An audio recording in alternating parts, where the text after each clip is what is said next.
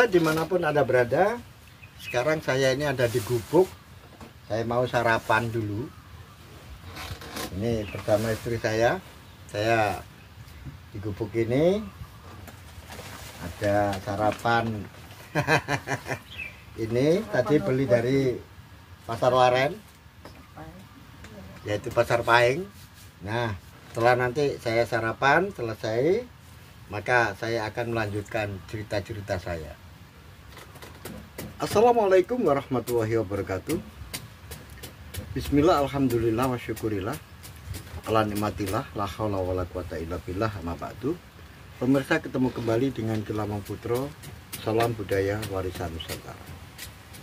Pemirsa, sehabis sarapan, saya akan melanjutkan cerita-cerita saya tentang Sandikolo, Bumi Mojopahit, dan saya akan bercerita di gubuk saya ini. Pemirsa, di kesempatan yang lalu diceritakan bahwa Ali Murtado sudah ada di Madura, yaitu di Resboyo. Oleh sebab itu, karena Ali Rahmatullah yang ada di Lasem dan sudah menikah dengan Dewi Manilo, yaitu putranya Gan Engcu, yang sekarang posisinya Gang Engcu sudah menjadi adipati dengan gelar Adipati Tuban Haryo Tejo. Nah, ada rasa kangen yang begitu mendalam, ingin bertemu dengan saudaranya yang ada di Madura. Bagaimana keadaannya? Nah, oleh sebab itu berpamitan dengan mertuanya dan istrinya dititipkan di Tuban. Kemudian Ali Rahmatullah bersama dengan saudara iparnya, yaitu adiknya, yaitu Zainal Kabir yang berada di Ngisi Arjo, bersama-sama menuju ke Madura. Pemirsa dimanapun Anda berada, setelah sampai di Madura, yaitu tepatnya di Resboyo, tentu saja Ali Rahmatullah diterima dengan baik oleh Haryo Baribin. Oleh sebab itu, setelah menanyakan kabar tentang keadaan keluarga yang ada di Ngisi Arjo dan di Tuban, maka Raden Baribin kemudian menanyakan tentang keadaan pengembangan agama Islam yang ada di Ngisi Arjo, Tuban, dan di Lasem. Ali Rahmatullah kemudian memberikan keterangan-keterangan seperlunya yang dia ketahui. Nah, oleh sebab itu Raden Baribin menjadi penasaran.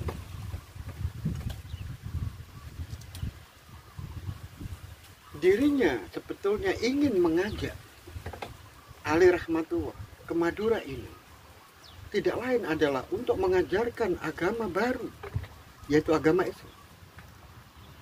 Dan diberitahukan oleh Raden Baribin bahwa Ali Murtado sudah menjadi menantunya, sudah diambil menantu. Itu tujuannya adalah agar Ali Murtado sudah terikat di Madura, sehingga di dalam mengembangkan agama Islam di Madura, dia sudah terikat. Ada rasa ketenangan karena sudah mempunyai istri. Nah, oleh sebab itu, Raden Baribin bertanya kepada Ali Rahmatullah, adik dari Ali Murtado. Apa yang ditanyakan? yaitu banyaknya saudara. Akhirnya Ali Rahmatullah menjelaskan bahwa ayahnya dahulu, yaitu Syekh Ibrahim Al-Akbar, atau yang dikenal dengan Ibrahim Asmoro Kondi, sebelum dicampak, Ibrahim Asmoro Kondi ayahnya ini dulu pernah tinggal di Pasai, di Aceh, menyebarkan agama Islam di sana, berdakwah di sana. Kemudian diambil menantu oleh Raja Pasai. Setelah mendapatkan seorang putra, yaitu yang bernama Maulana SK, ternyata Ibrahim Al-Akbar ini harus melanjutkan perjalanan sampai ke Campak. Alasannya adalah di Pasai istrinya setelah melahirkan Maulana SK ini bapak, sehingga menunggu lebih dahulu agar Maulana SK ini tumbuh menjadi seorang anak. Dan setelah umur 5 tahun di Pasai, akhirnya Ibrahim Al-Akbar atau Ibrahim Asmoro Kondi ini sambil membawa anaknya, maka ikut rombongan orang-orang Arab menuju ke timur, yaitu ke Campak.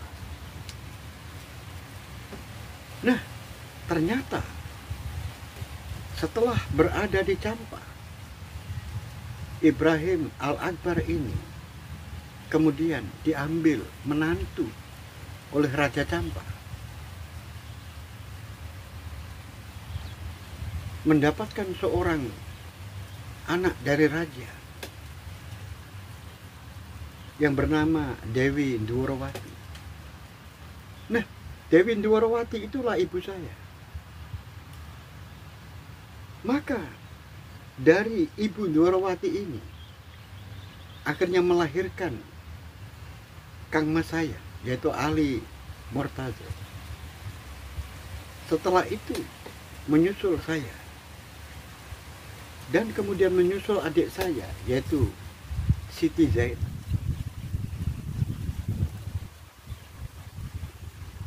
Setelah tahun 1423,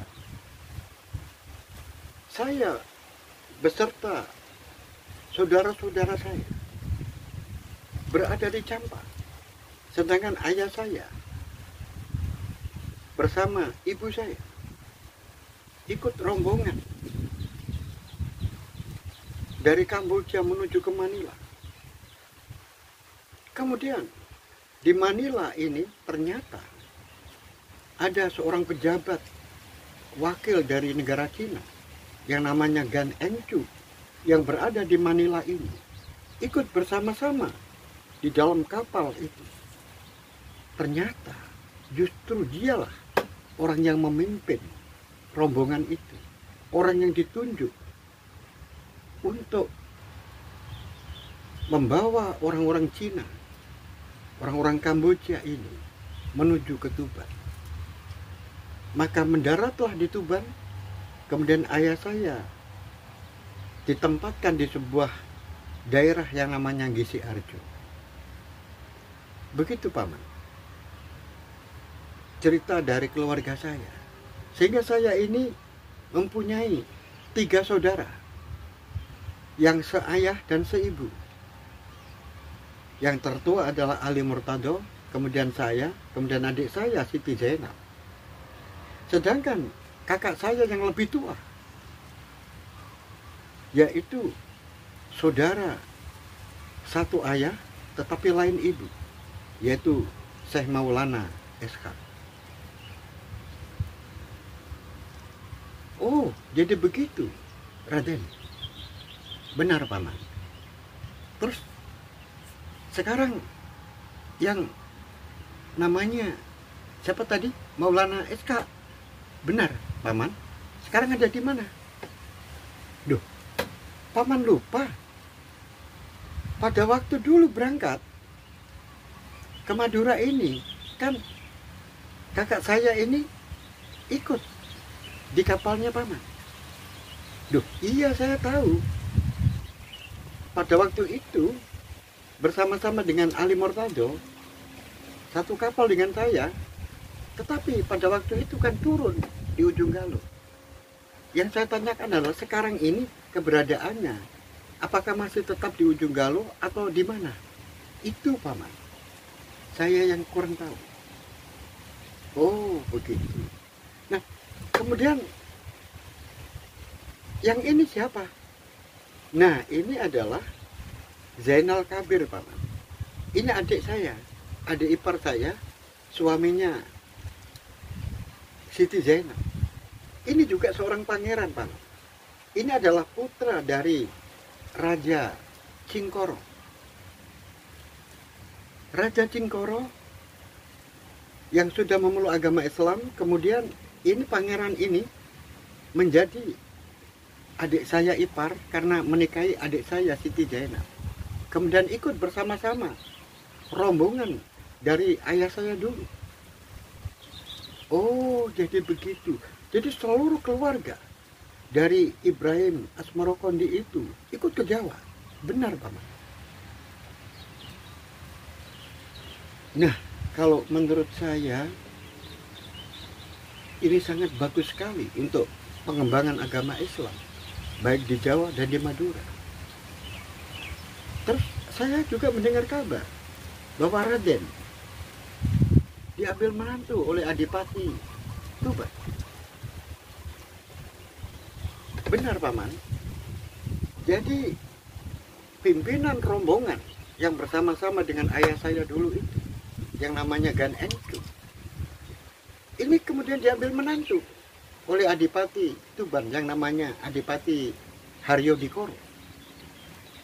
Nah setelah Adipati Haryo Adikoro ini wafat tahun 1450, kemudian menunjuk menantunya yaitu Gan Encu ini untuk menggantikan kedudukannya sebagai Adipati Tuban, kemudian bergelar Adipati Haryo Tejo sesuai dengan nama istrinya, karena istrinya ini adalah anak dari Haryo Adikoro yang pertama. Karena anaknya Haryo Adikoro, Adipati Tuban itu 2 orang, semuanya adalah perempuan. Yang satu dinikahi oleh Gan Encu yang namanya Raden Ayu Manilo, sedangkan adiknya yaitu Raden Ayu Retno Dumilah ini dinikahi oleh seseorang keturunan raja-raja Jawa juga, yaitu namanya Pangeran Santi Bodro. Loh, berarti Raden ini menikahi anaknya Raden Ayu Tejo.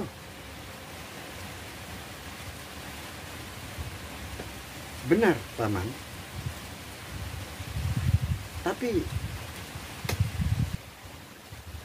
paman harus tahu juga bahwa dulu pada tahun 1423 ketika Gan Encu datang ke Tuban itu membawa anak bayi karena istrinya yang ada di Manila itu wafat, kemudian meninggalkan anak bayi perempuan diberi nama Dewi Manilo. Nah, Dewi Manilo ini sudah sepertinya anaknya sendiri, padahal itu adalah anak tiri karena dirawatnya sejak kecil oleh Raden Ayu Tejo. Berarti Raden ini menikahi Dewi Manilo. Benar, paman. Tiba-tiba Haryo Baribin ini diam. Sepertinya ada sesuatu yang dipikirkan. Di dalam hati Raden Haryo Baribin berarti Ali rahmatullah ini menikahi anak bayi yang dulu dititipkan kepada orang tua saya, yang saya juga pada waktu itu sungguh sangat suka dengan bayi itu, menggemaskan. Tetapi kemudian diambil kembali oleh ayahnya, dibawa ke Lasem. Berarti ini juga saudara saya. Nah, andai kata orang tua saya tahu, yaitu Rakrian Lembu Suro yang ada di Surabaya ini tahu, yang ada di Ujung Galuh ini tahu, kalau Ali rahmatullah ini adalah menikahi anaknya yang dulu pernah dirawatnya selama 3 tahun, pasti ayah saya akan senang. Mohon maaf Raden, tegur Ali rahmatullah. Sepertinya Raden ada yang dipikirkan. Oh tidak, saya hanya memikirkan bagaimana caranya supaya penyebaran agama Islam di Madura dan di Jawa, di Kerajaan Majapahit ini lebih berkembang. Oh begitu. Bagaimana kalau menurut Raden? Paman, apakah ada ide? Aku punya gagasan begini. Menurut saya, di Ujung Galuh itu belum ada.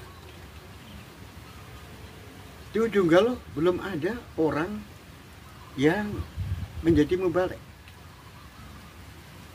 Kalau menurut saya lebih bagus Raden itu syiar Islam di Ujung Galuh saja. Nah nanti setelah dari Madura ini, biar nanti diantar oleh anak buah saya, mampirlah ke Ujung Galuh dulu 1 atau 2 hari, kemudian Raden bisa melihat-lihat di daerah Ujung Galuh. Setelah itu Raden diantarkan sampai ke Tuban. Terima kasih Paman atas perhatiannya.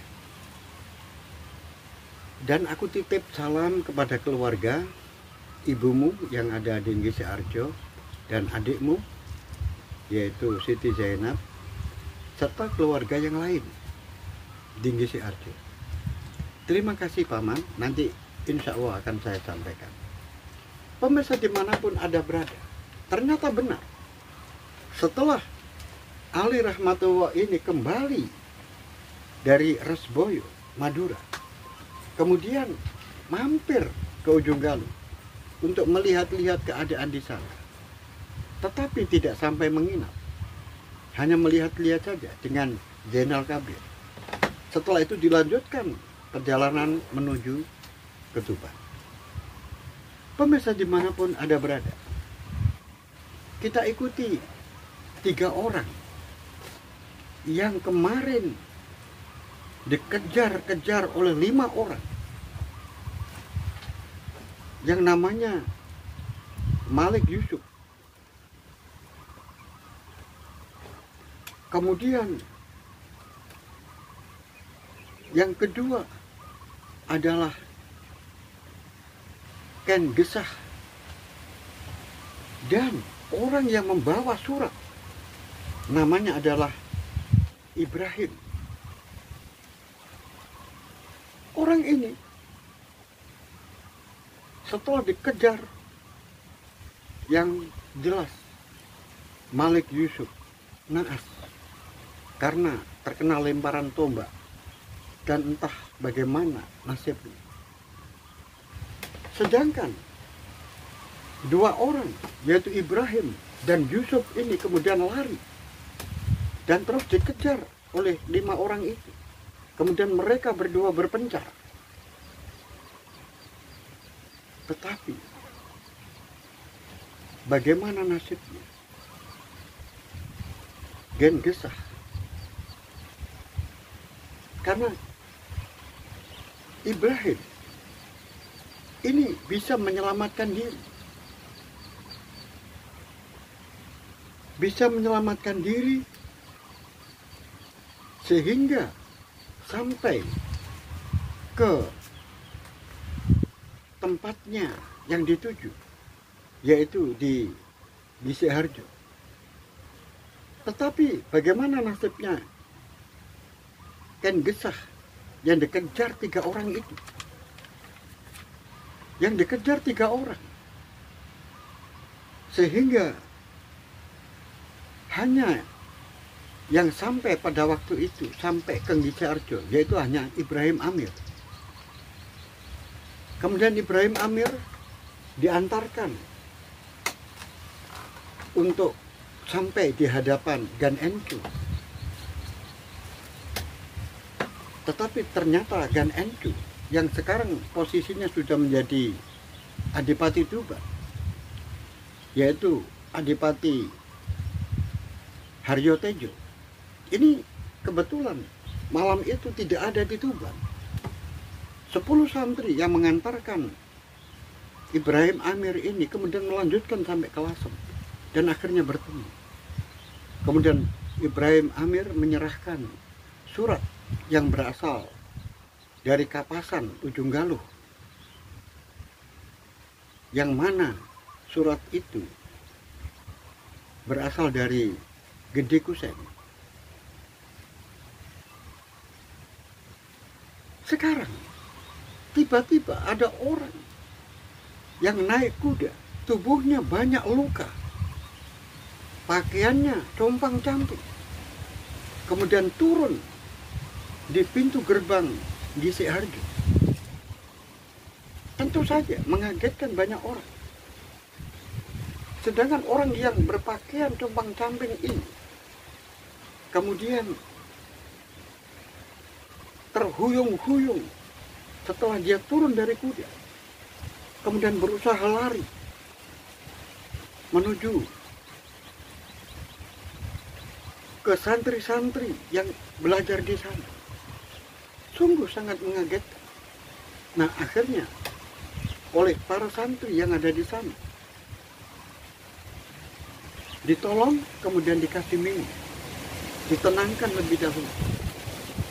Ternyata orang ini adalah Ken Gesah, yaitu orang yang dikejar oleh orang yang tidak dikenal pada saat itu.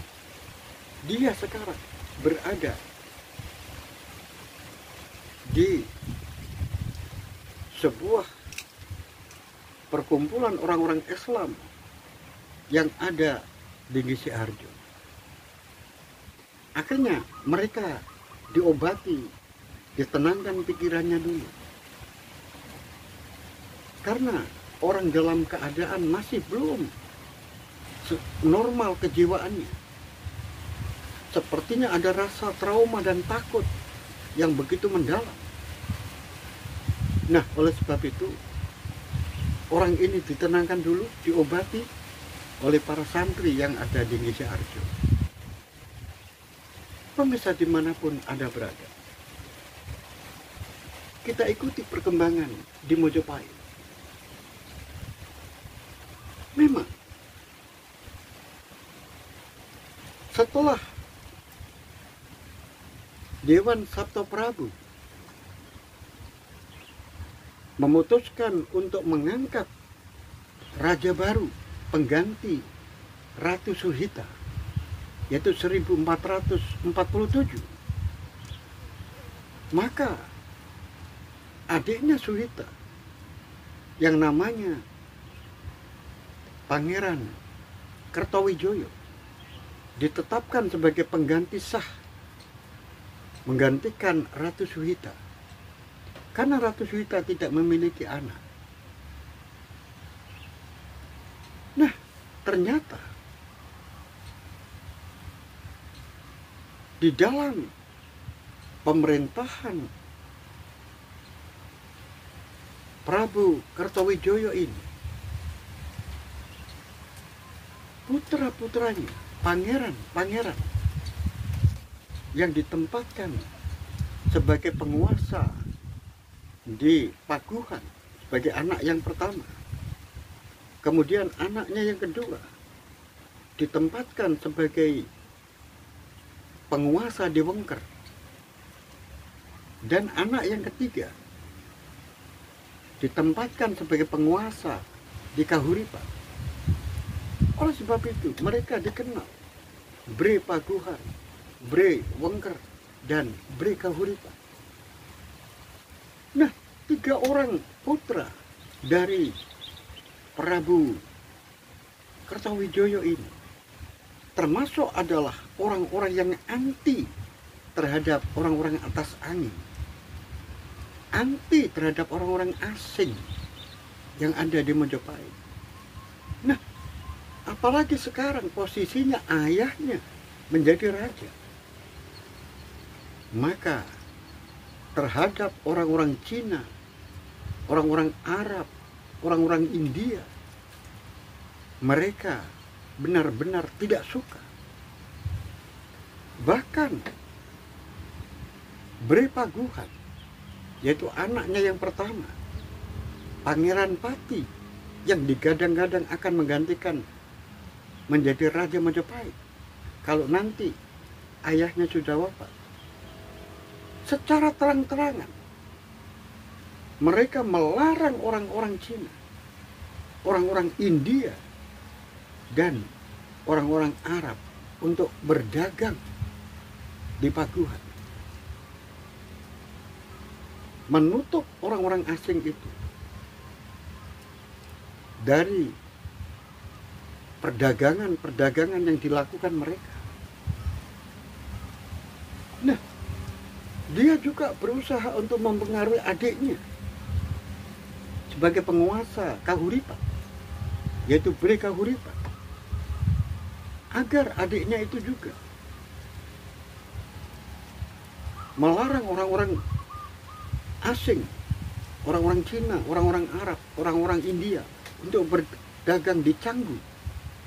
Padahal Canggu adalah pelabuhan yang sangat ramai. Itu adalah dalam penguasaan Bre Kahuripan, termasuk di ujung Galuh. Nah, orang-orang ini selalu menghalangi orang-orang Cina, orang-orang India, dan Arab untuk berkembang di Majapahit. Dan itu bagi orang-orang Cina adalah melanggar kesepakatan antara Cheng Ho dengan Prabu Wikramawardhana, yaitu kakeknya pangeran-pangeran ini menyalahi kesepakatan dengan Kaisar Chengsu, dengan Wikramawardhana. Tetapi mereka semuanya sudah lupa tentang kesepakatan itu. Oleh sebab itu, mereka nampaknya sewenang-wenang terhadap orang-orang Cina, India, dan Arab. Pemirsa dimanapun Anda berada, kita kembali ke Tuban. Setelah terjadi pembicaraan untuk menanggapi sebuah surat rahasia yang dikirim Gede Kusen dari Kapasan Ujung Galuh, maka para penguasa di Tuban yang dikoordinasikan oleh Adipati Tuban, yaitu Haryo Tejo, karena memanggil Pangeran Wirobodro, kemudian memanggil adiknya Pangeran Wirobodro, yaitu Pangeran Santibodro, dan juga Gan Enwan yang sekarang sudah menjadi pejabat di Tuban sebagai patih atau senopati, yaitu Haryo Sugondo. Mereka semuanya sepakat untuk menjadikan Tuban ini adalah memiliki basis pertahanan yang kuat, tentara, prajurit yang kuat. Oleh sebab itu, mereka sepakat untuk membangun Tuban dan Lasem ini, membentengi diri. Karena apa? Menurut surat itu, anak-anak dari Prabu Kertawijaya akan melakukan serbuan secara diam-diam yang dikemas di dalam sebuah perampokan dan bajak laut.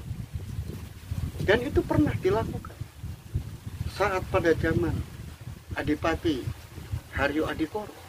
Nah, ini maunya diulang kembali. Nah, oleh sebab itu, mereka semuanya mempersiapkan diri untuk membentengi diri dengan membangun prajurit-prajurit darat dan juga membangun prajurit-prajurit laut yang kuat. Semuanya itu adalah untuk berjaga-jaga. Jangan sampai Lasem dan Tuban ini bisa dihancurkan oleh mereka. Pemirsa dimanapun Anda berada, bagaimanakah kelanjutan cerita ini? Apa yang dilakukan oleh putra-putra Prabu Kertowijoyo terhadap Tuban? Benarkah mereka akan melakukan serbuan ke Tuban? Terus bagaimanakah? Apakah ide gagasan Haryo Baribin agar Ali Rahmatullah mengembangkan Islam di ujung Galuh, apakah itu menjadi sebuah pemikiran dan nanti akan dilakukan, direalisasikan oleh Ali Rahmatullah? Pemirsa dimanapun Anda berada, ikuti terus cerita ini hingga selesai. Sampai di sini akhirul kalam. Billahi taufiq wal hidayah. Waridul inayah. Assalamualaikum warahmatullahi wabarakatuh. Salam budaya warisan Nusantara.